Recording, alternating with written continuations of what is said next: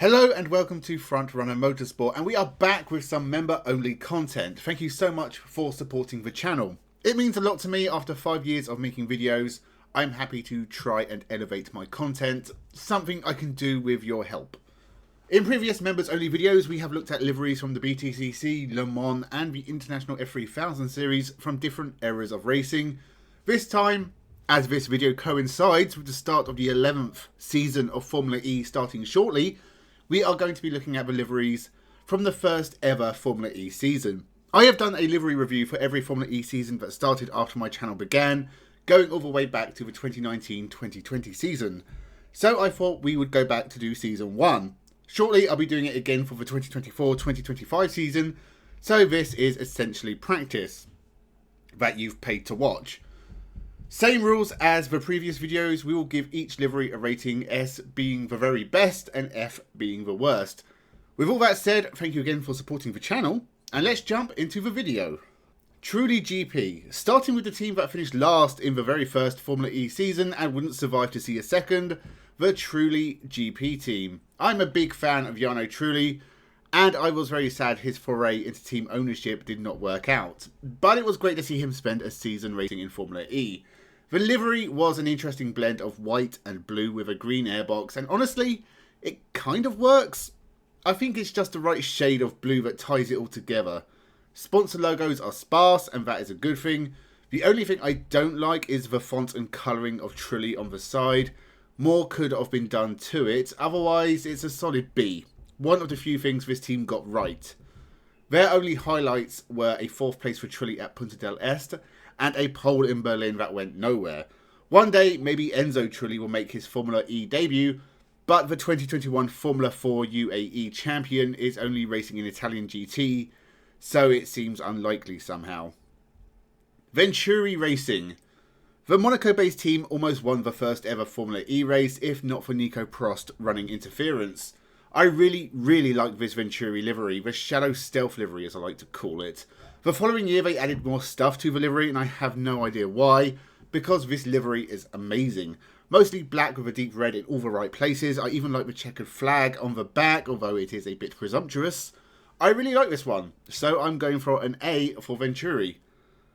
Mahindra Racing, one of the few teams to have existed in a single form since the first Formula E season to the upcoming one. Their liveries have ranged from boring to god-awful. They haven't changed a whole lot since their very first livery. In fact, their 2025 livery almost looks exactly like their very first livery. Spoiler alert, but it's as boring in 2025 as it was in 2014. A very typical red, white and black livery, one that has been very common in Formula E over the years. Mahindra have never had an identity of their own, and that is a shame because they are very important for Formula E, representing a nation of nearly 1.5 billion people. There are not many Indian race teams, and Mahindra need a better livery. This one's a D for the crime of being boring. Amlin Aguri. Another team that only existed very briefly, the Amlin Aguri team ran Antonio Felix da Costa and Salvador Duran for the majority of the season. Antonio Felix da Costa even managed to take a shock win at the Buenos Aires E-Prix. As for the livery, it's fine, a decent enough shade of blue with orange lines. The livery in Season 2 was a lot more interesting to look at, but this one does stand out better. It's not a whole lot to look at, it's just blue. Pretty boring, really. As boring as main sponsor Amlin, an insurance broker, and I nearly fell asleep just uttering those words. It's a C. Andretti. For a team that had one of the most colourful lineups, they really had a boring livery. I feel like Scott Speed, Marco Andretti, Simona Di Silvestro, Charles Peake would all have been more suited to a clown car, whilst something like this would have suited Frank Montagny.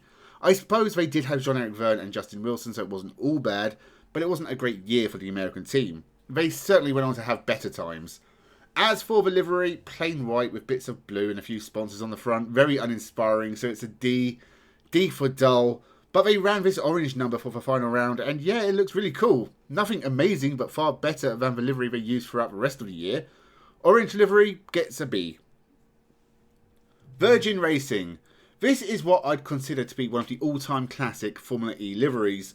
There wasn't really anything like it anywhere else in motorsport. It was certainly different to everything else on the Formula E grid, and the team kept this theme for a fair few years before switching to purple and then green when they became Envision.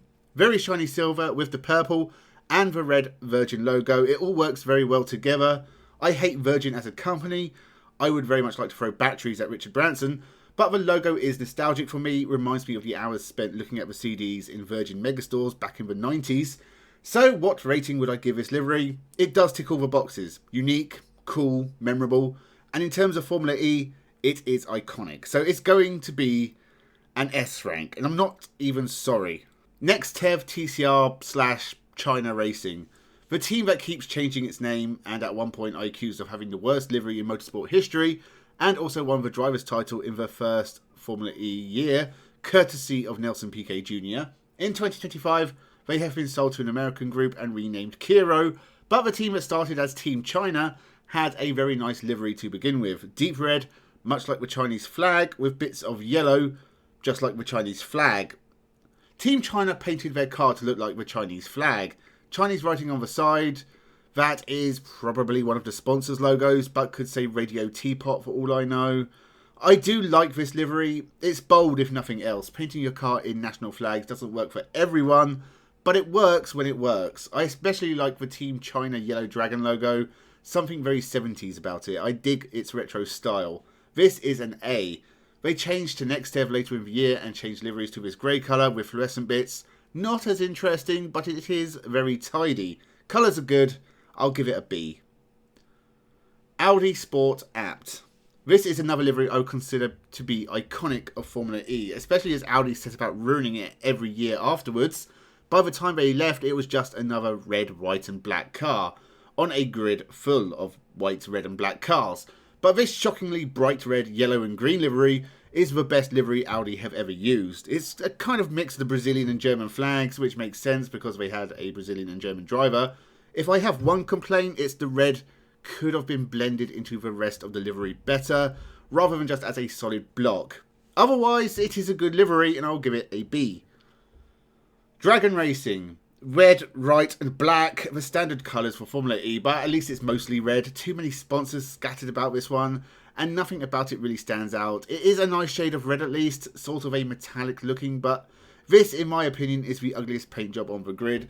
Dragon would stick with red and white for the majority of their time in Formula E, sometimes having decent liveries, even with the most overused colours in the sport. Since becoming DS Penske, they've gone gold, and it's an improvement, especially on this first Formula E livery, which I will only give an E. Edam's Renault.